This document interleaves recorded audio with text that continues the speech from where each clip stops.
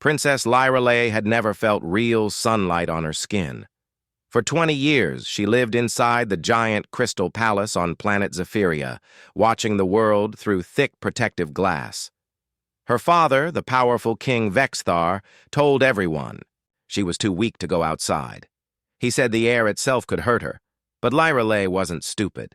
She knew her father was hiding something. Every morning she would sit by her window and watch the royal guards training in the courtyard below.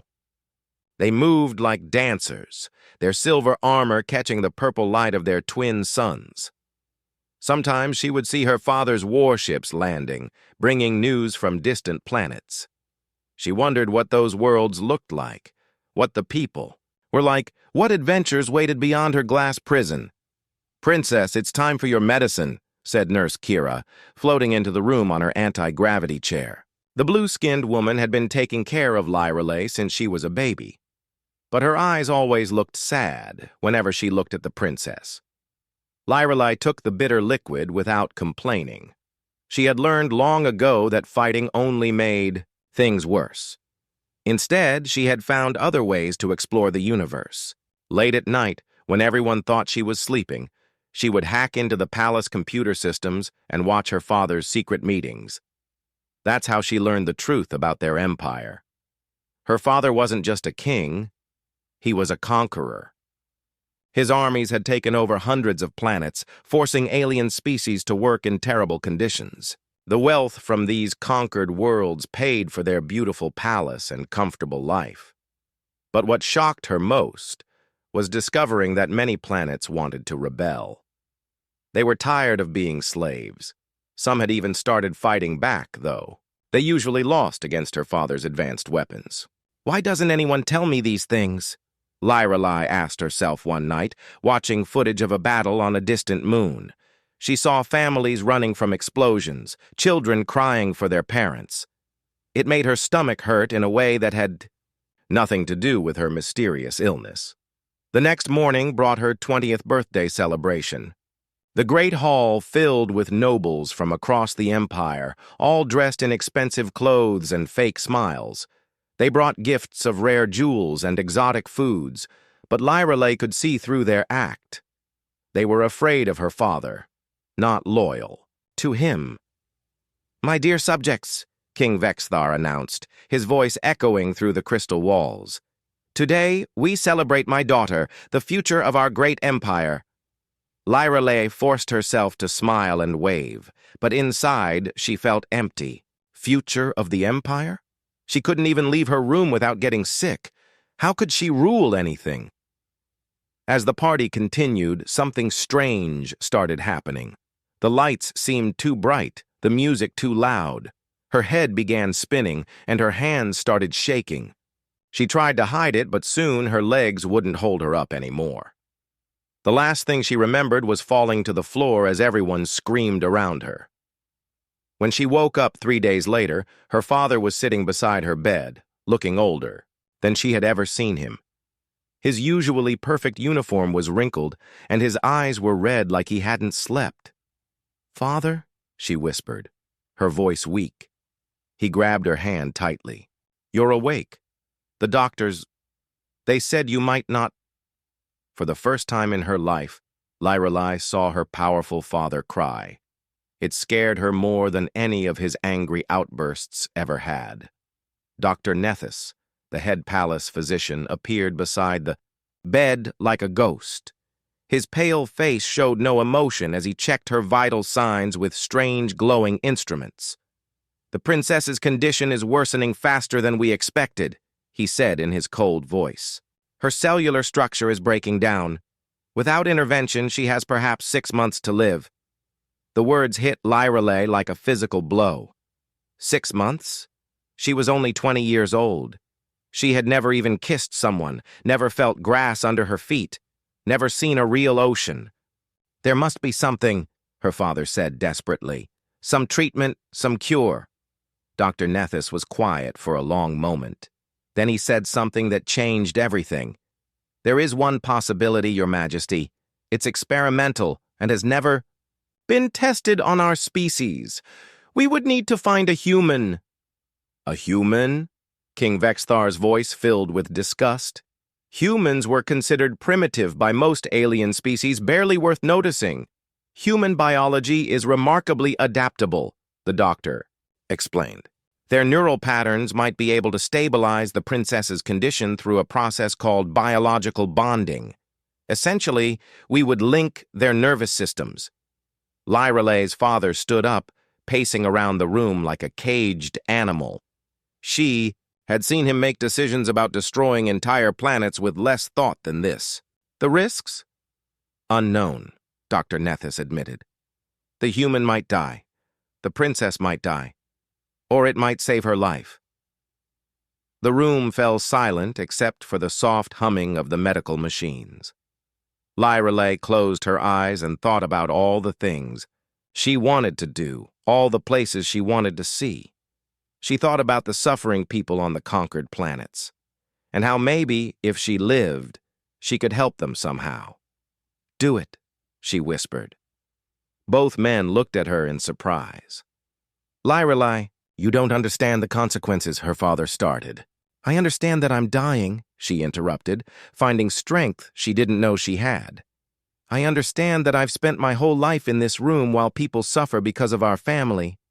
Maybe this is my chance to finally do something that matters." King Vexthar stared at his daughter for a long time. Finally, he nodded to Dr. Nethys. "Find a human, the best specimen you can locate. I don't care what it costs or who you have to capture. Save my daughter." 3 weeks later, a small transport ship landed in the palace courtyard. Lyraleigh watched from her window as guards dragged an unconscious figure from the ship. Even from far away, she could tell this was her human, the being who might save her life or die trying. She pressed her hand against the cold glass and wondered if she was about to become a monster like her father, or if somehow this strange twist of fate might give her the power to become something better. The future of the galaxy was about to change, though neither she nor the sleeping human below had any idea just how much. The human woke up screaming. Jake Chen opened his eyes to find himself strapped to a metal table, surrounded by strange blue lights and machines that hummed with alien energy. His head felt like someone had hit it with a hammer, and his mouth tasted like copper and fear. "Where am I?" he shouted, pulling against the restraints. The last thing he remembered was loading cargo on his small trading ship near Jupiter's moon. Then everything went black. A tall, pale figure in a white coat appeared beside him. The alien had no hair and eyes like black mirrors. When he spoke, his voice sounded like ice cracking.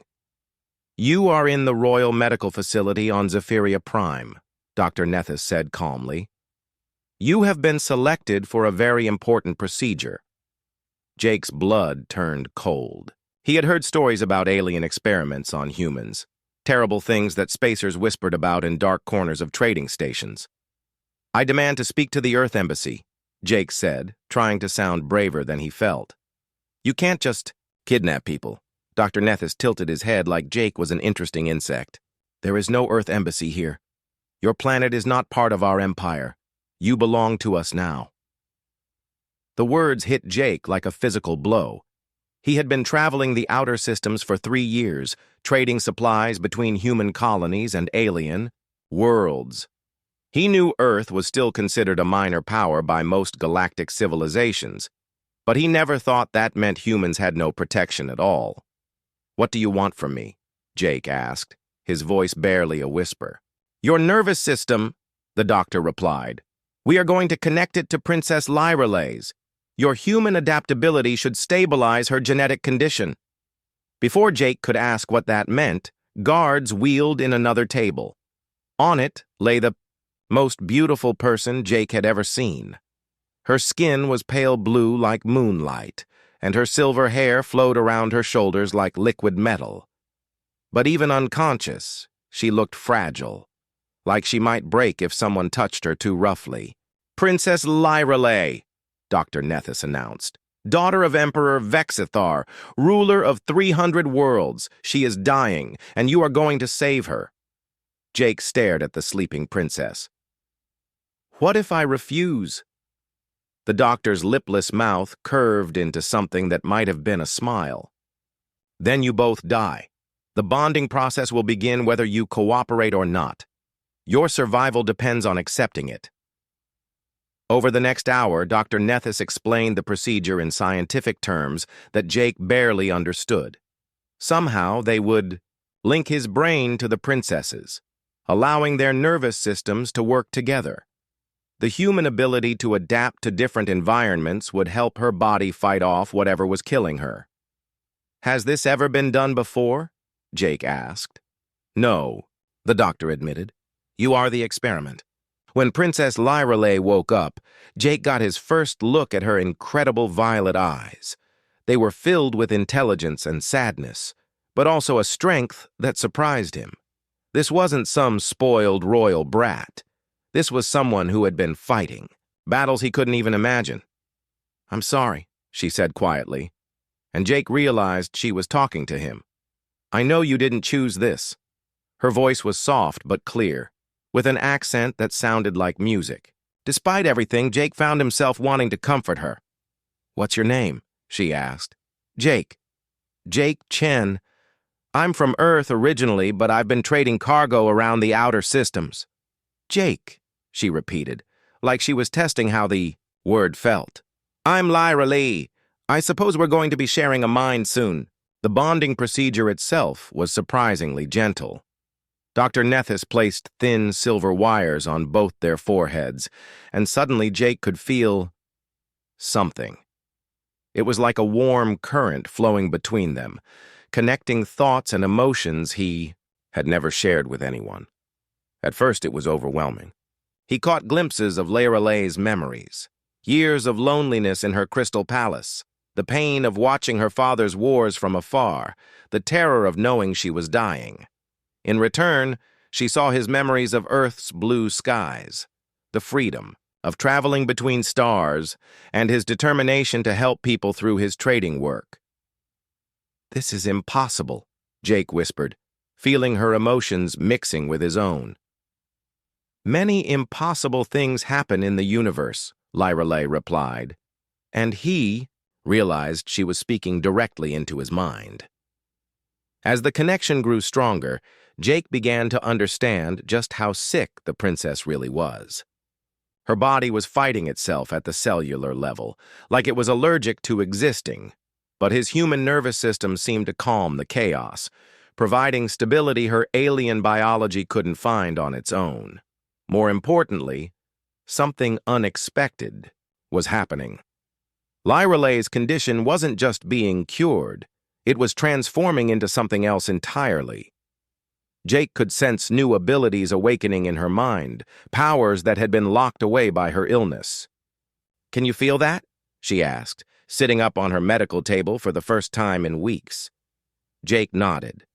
Through their connection, he could sense the electromagnetic fields of every machine in the room. More than that, he could somehow predict what the machines would do next, like seeing a few seconds into the future. "Dr. Nethys!" Lyrelay called out, her voice stronger than it had been in years. "I think your experiment worked better than expected." The alien doctor rushed over with his scanning devices, his black eyes widening as he read the results. "Remarkable," he breathed. "Your cellular degradation has completely stopped. In fact, your brain activity has increased by 300%. And the human—" He turned to Jake with something like hunger in his expression. "Your neural pathways are adapting to match hers. You're becoming something new." Over the next few days, Jake and Lyrelay learned to navigate their shared consciousness. They could communicate without speaking, share skills and knowledge instantly, and even experience each other's physical sensations. Jake found himself understanding complex alien technologies that should have been beyond human comprehension, while Lyrelay gained his practical experience and emotional resilience. But the most important change was simpler than that. For the first time in her life, Lyrelay wasn't alone, and Jake, who had spent years wandering the galaxy without real purpose, finally felt like he belonged somewhere. "There's something I need to show you," Lyrelay said one evening as they sat together in her room, watching the twin suns set over the Crystal City. She activated a hidden screen and showed him recordings of her father's military campaigns. The burned cities, the enslaved populations, the casual cruelty of conquest. "This is what my family built their empire on," she said, tears in her violet eyes. "I can't pretend I didn't know anymore." Jake took her hand, feeling her pain and determination through their bond. "So what do we do about it?" Princess Lyrelay smiled for the first time since they had met, and Jake could sense a new resolve forming in her mind, one that would soon change the fate of an entire galaxy. "We become something they never expected," she said. "We become unstoppable." 3 months after the bonding, Princess Lyrelay stood in the palace courtyard for the first time in her life. The purple sunlight felt warm on her skin, and the fresh air filled her lungs without causing the painful attacks she used to suffer. Jake stood beside her, still amazed by how much their lives had changed. "I can't believe I was afraid of this," Lyrelay said, spreading her arms wide and spinning in a circle. Through their mental connection, Jake felt her pure joy at being outside. But their happiness was interrupted by the arrival of King Vexthar and his brother, General Drakmor. The king looked pleased to see his daughter healthy, but the general's red eyes showed only suspicion.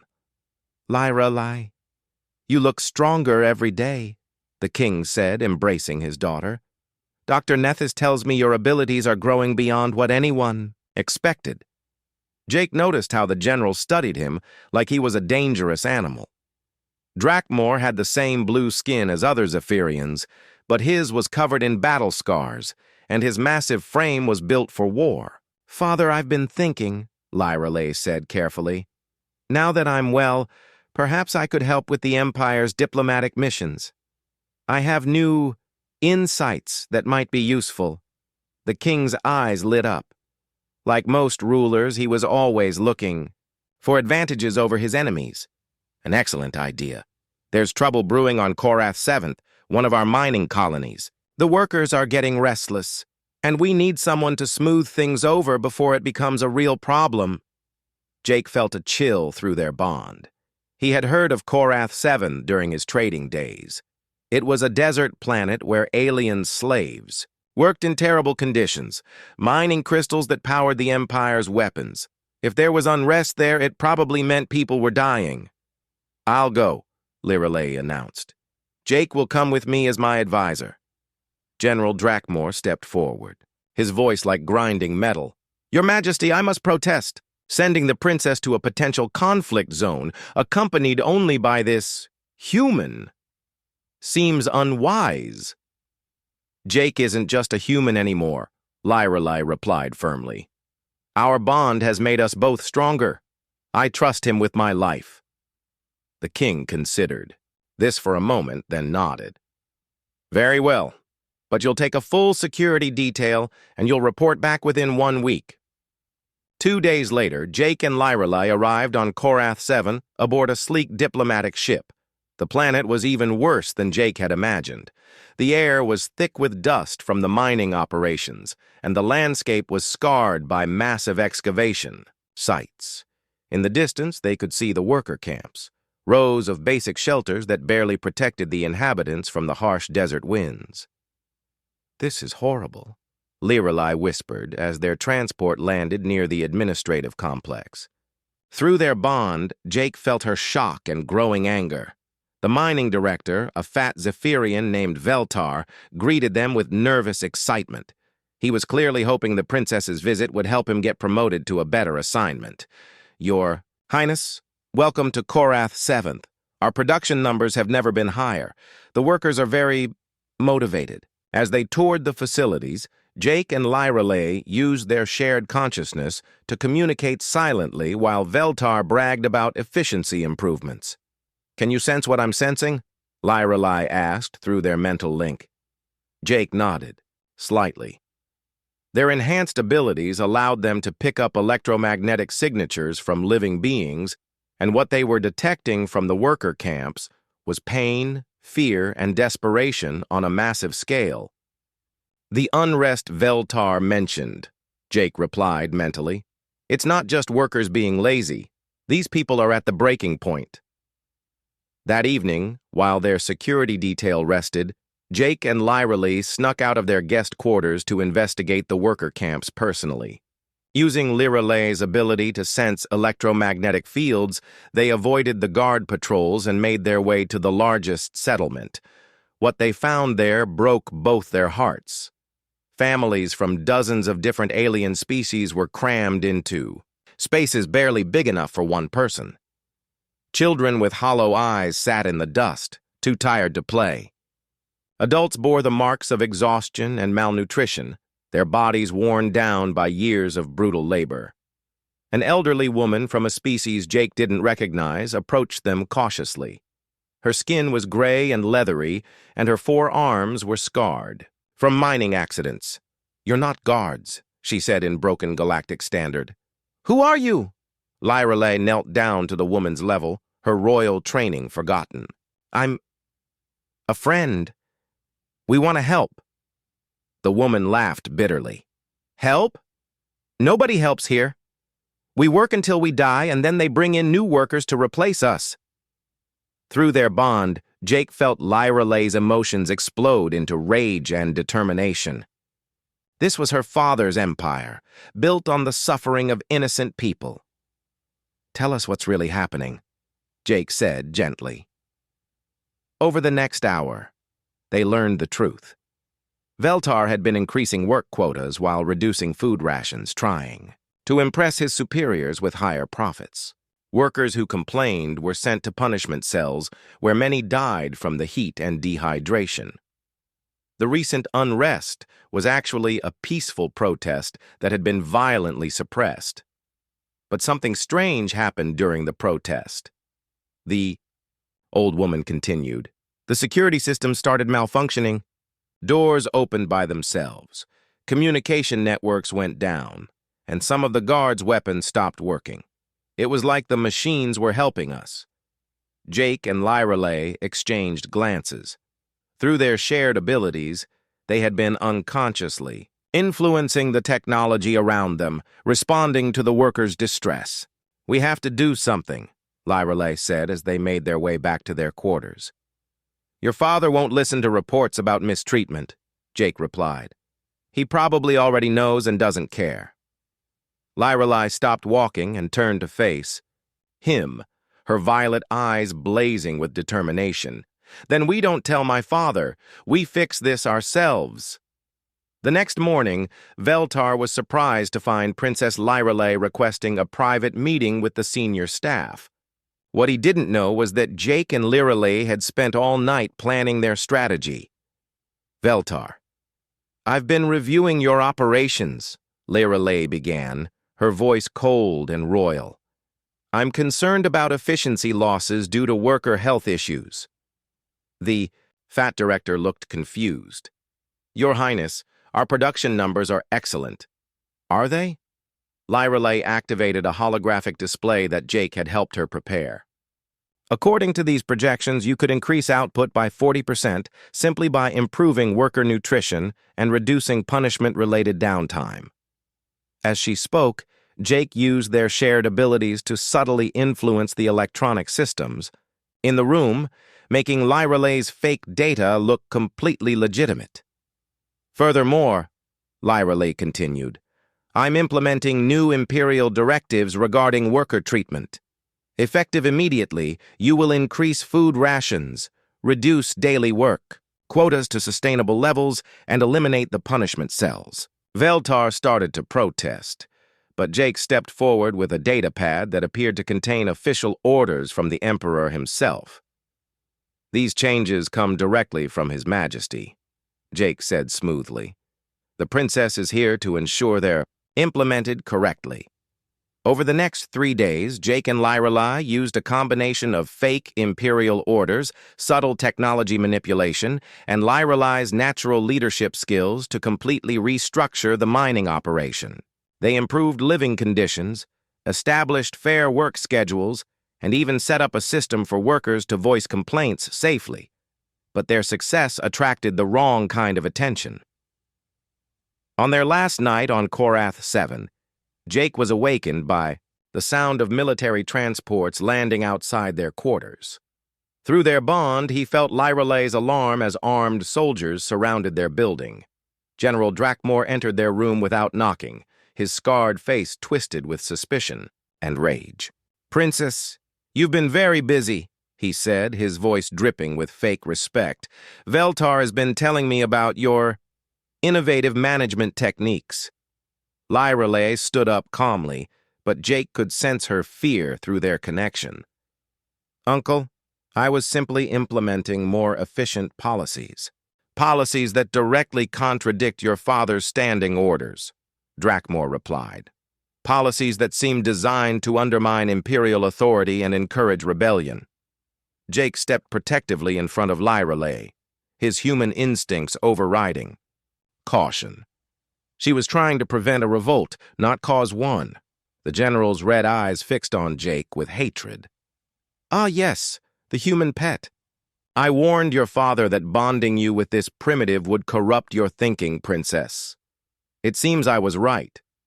Through their shared consciousness, Jake and Lyralay realized that this confrontation had been planned from the beginning.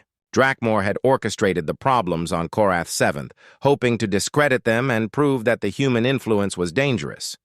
But the general had made one critical mistake. He had underestimated just how powerful their bond had become. As Drakmore's soldiers moved to arrest them, Jake and Lyralay acted as one mind in two bodies. Their combined abilities reached out to every electronic system in the mining complex, turning security cameras, communication networks, and even the lights against their captors. In the chaos that followed, they escaped into the desert night, knowing that their real adventure was just beginning. The journey back to Zephyria Prime felt like traveling to their own execution. Jake stared out the transport window at the swirling purple clouds of the home planet, knowing that General Drakmore's report had already reached the Emperor. Through their mental bond, he could feel Lyralay's anxiety mixing with his own.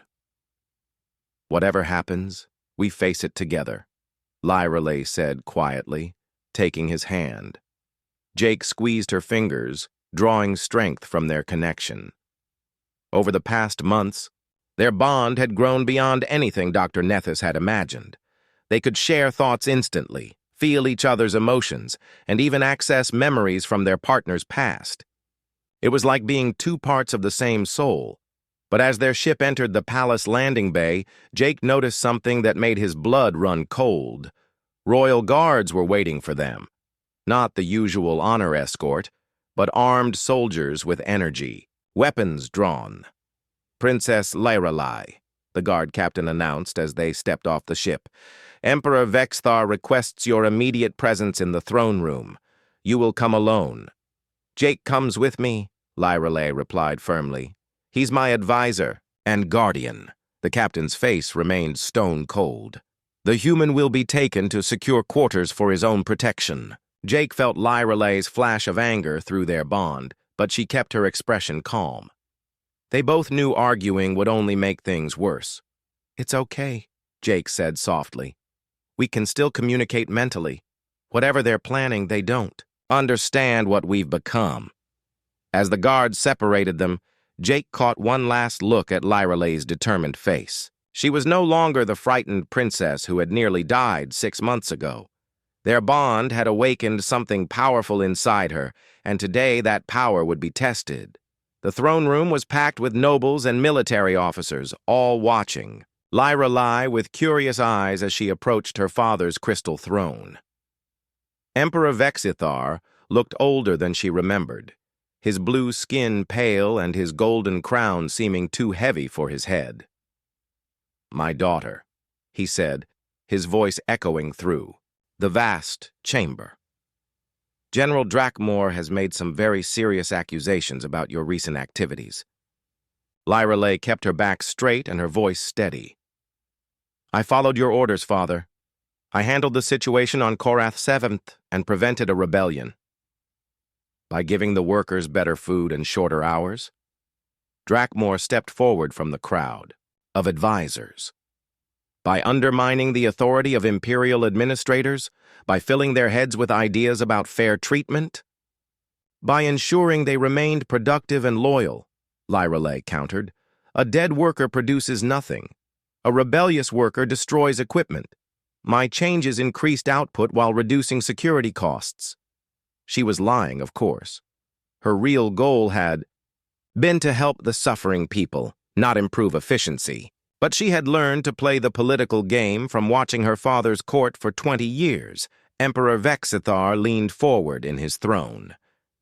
And what role did the human play in these decisions? Lyreley felt a chill of fear. This was the real question, the one that could destroy both her and Jake. Jake provides valuable perspective on primitive species management, she said carefully. His insights help me understand how conquered populations think and react. It was another lie, but a believable one. Jake's human background did give him understanding of how oppressed people felt, though not in the way she was implying. Dr. Nethys emerged from the crowd, his pale face expressionless, as always. Your Majesty, if I may speak? The Emperor nodded, and the doctor activated a holographic display showing brain scan data. Our monitoring of the princess and her human has revealed some concerning developments, Dr. Nethys announced. Their neural bond has evolved far beyond the intended medical purpose.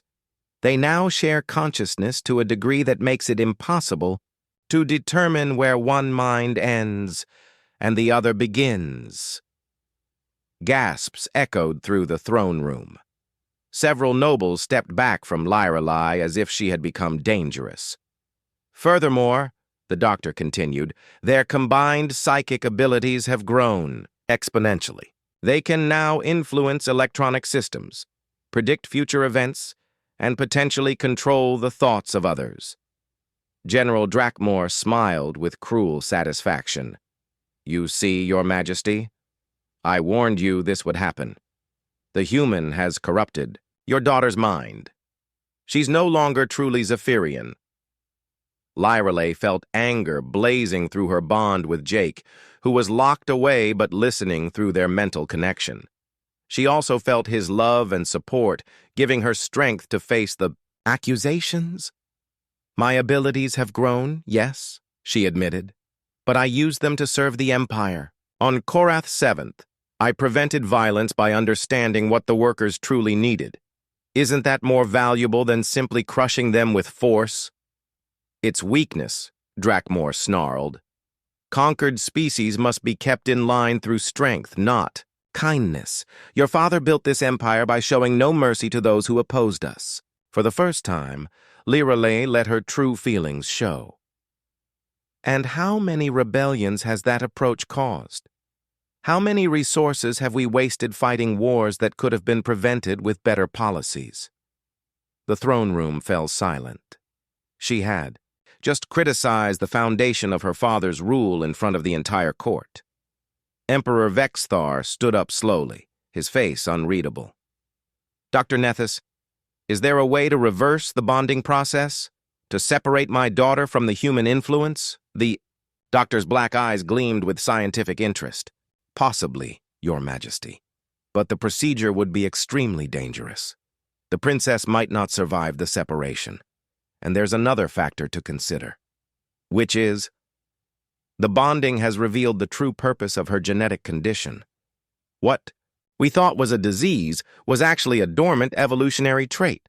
Her species once possessed powerful psychic abilities, but they were suppressed over thousands of years of selective breeding. The human neural patterns have reactivated those ancient gifts. Dr. Nethys paused dramatically, knowing he had everyone's attention. If properly controlled, Princess Lyreley could become the ultimate weapon. Her psychic abilities could influence entire populations, making conquest unnecessary. Worlds would surrender willingly, believing they were making their own free choice. Lyreley felt sick to her stomach. Through their bond, Jake was practically screaming warnings in her mind. This was what Dr. Nethys had planned all along, not to save her life, but to create a tool for mass mind control. Fascinating. Emperor Vexithar said, his eyes lighting up with terrible possibility. How long would such conditioning take? Several months of intensive treatment, the doctor replied. We would need to suppress her emotional connections and remove the human influence entirely. She would become perfectly obedient and infinitely powerful. General Drakmore looked disappointed. He had clearly hoped they would simply execute Jake and imprison Lirelei, but the promise of a psychic weapon was too tempting for the Emperor to ignore. Very well, Vexthar announced. Princess Lirelei will undergo the conditioning process immediately. The human will be terminated to prevent any interference. No! Lirelei shouted, her psychic abilities flaring with emotion. Every electronic device in the throne room flickered and sparked. The lights dimmed, security cameras turned to follow her movement, and several nobles' communication devices started playing random audio clips. But more importantly, Lyrelei's mental scream reached Jake in his prison cell. Through their bond, she shared everything she had learned. The doctor's true plan, her father's willingness to sacrifice her humanity for power, and the immediate threat to Jake's life. Jake's response came back instantly, filled with love and determination. Then we stop running and start fighting. It's time to show them what we've really become. Guards moved to restrain Lirelei, but she was no longer the obedient princess they expected. The frightened girl who had spent 20 years in a crystal tower was gone, replaced by someone who had finally discovered her true strength. As the soldiers reached for her, Lirelei smiled with quiet confidence. Her father had made a critical mistake. He had revealed his plans before ensuring she was powerless to stop them. Now it was time to find out just how unstoppable she and Jake had really become. The palace shook as Jake tore through 3 levels of security to reach the throne room. His human body had been enhanced by months of bonding with Lirelei, giving him strength and speed that surprised even the royal guards. More importantly, their psychic connection had grown so powerful that physical distance meant nothing anymore. Through their shared consciousness, he had felt every moment of Lyrelei's confrontation with her father. He knew about Dr. Nethys's plan to turn her into a mind control weapon. He knew the Emperor had ordered his execution. Most importantly, he knew that Lirelei was done playing by their rules. Stop right there, human. General Drakmore appeared in the corridor ahead, flanked by a dozen armed soldiers. By order of the Emperor, you are under arrest for corrupting the royal bloodline. Jake didn't slow down. Instead, he reached out with his enhanced abilities and caused every weapon in the hallway to malfunction simultaneously. Sparks flew from energy rifles as their power cells overloaded, and the soldiers stumbled backward in confusion. I'm not here to fight you, Drakmore, Jake said as he walked past the stunned general. I'm here to give your empire a choice. The throne room doors burst open just as the guards were surrounding Lirelei. Jake's arrival caused every electronic system in the vast chamber to respond to his emotional state. The lights flickered in rhythm with his heartbeat. Security cameras turned to track his movement, and the holographic displays showing Lyrelei's brain scans dissolved into static. Jake! Lyrelei's relief flooded through their bond as she broke, free from the guards reaching for her. But instead of running to each other, they stood their ground and faced Emperor Vexthar together. The time for hiding and running was over. Father, Lirelei said, her voice carrying a new authority that made the assembled nobles step back. You have one chance to listen to what we've learned during our travels. Emperor Vexthar's face darkened with rage. You will submit to the conditioning process or watch your human die slowly. Jake and Lirelei exchanged a look that needed no words. Through their bond, they had already decided what came next.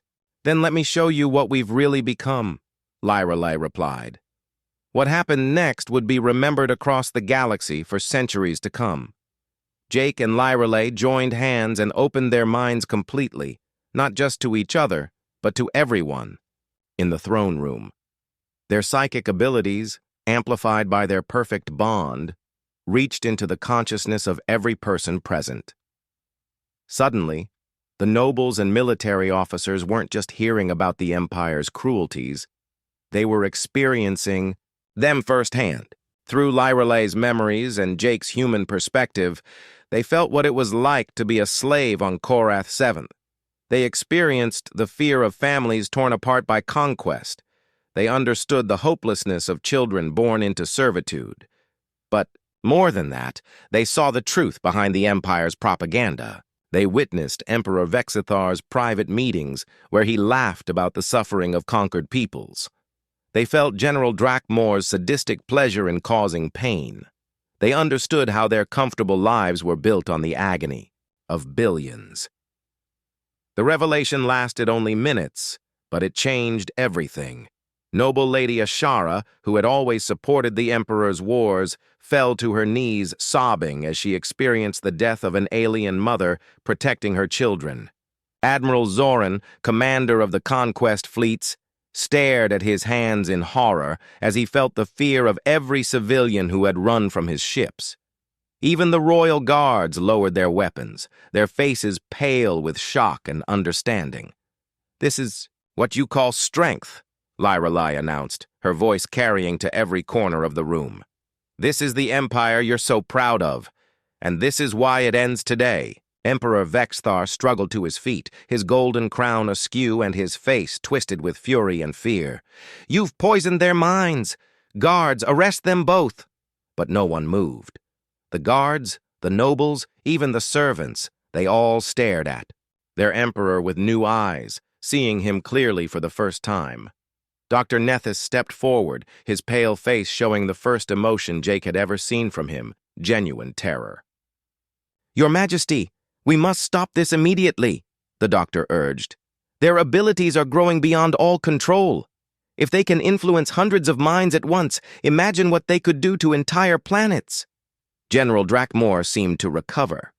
From the psychic revelation faster than the others, his warrior training helping him focus despite the emotional shock.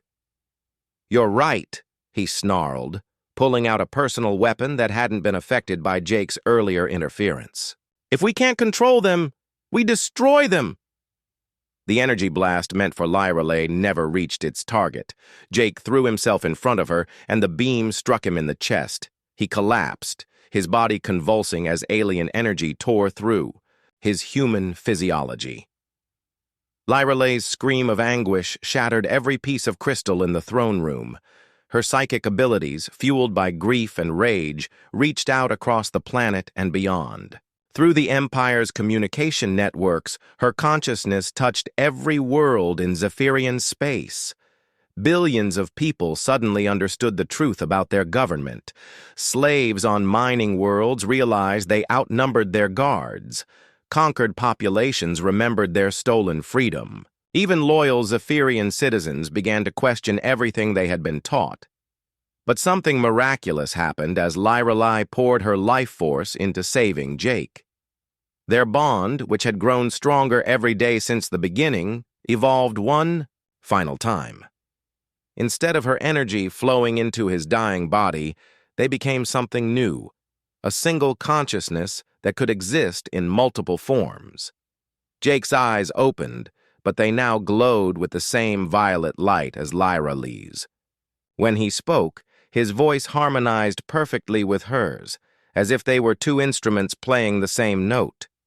"The Empire as you knew it is finished," they said together, addressing Emperor Vexthar directly. "Your people know the truth now. Your slaves are free. Your conquered worlds are rebelling. The choice is yours. Change willingly, or be swept away by the revolution you created." General Drakmor raised his weapon again, but Admiral Zoran knocked it from his hands. "Enough," the Admiral said quietly. "Can't you see? They're right. We've become monsters, and it has to stop." Over the following weeks, the Zephyrian Empire collapsed and rebuilt itself with stunning speed. Some military commanders like Drakmor fled to distant systems, trying to maintain control through force. But most worlds chose a different path, by Jake and Lyraleigh, who had become living symbols of unity between species. A new galactic federation formed. Instead of conquest and slavery, it was built on cooperation and mutual respect. Former enemies became allies. Slaves became citizens. Fear gave way to hope. Emperor Vexthar, faced with the complete rejection of his life's work, finally understood what his daughter had been trying to tell him. In a private moment with Jake and Lyrelay, he admitted his mistakes and asked for their forgiveness. "I thought strength meant making others fear you," he said, tears streaming down his blue face. "But you've shown me that true strength means helping others become their best selves."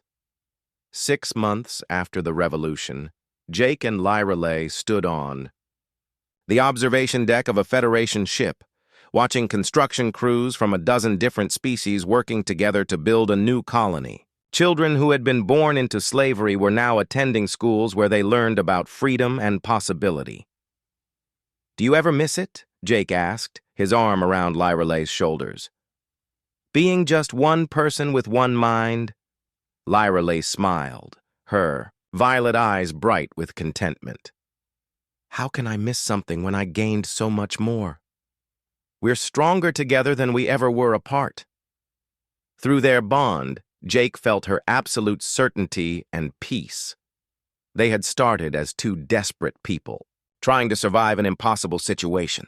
They had become something the galaxy had never seen before, proof that love, understanding, and cooperation could overcome even the greatest darkness. As their ship jumped to hyperspace, heading toward their next mission of healing and hope, Jake and Lyrelay knew their story was just beginning. They had learned the most important truth in the universe. When people choose to connect rather than conquer, anything is possible. The alien king's delicate daughter was no longer delicate, and she truly had become unstoppable. Not through force, but through the power of compassion shared across the stars.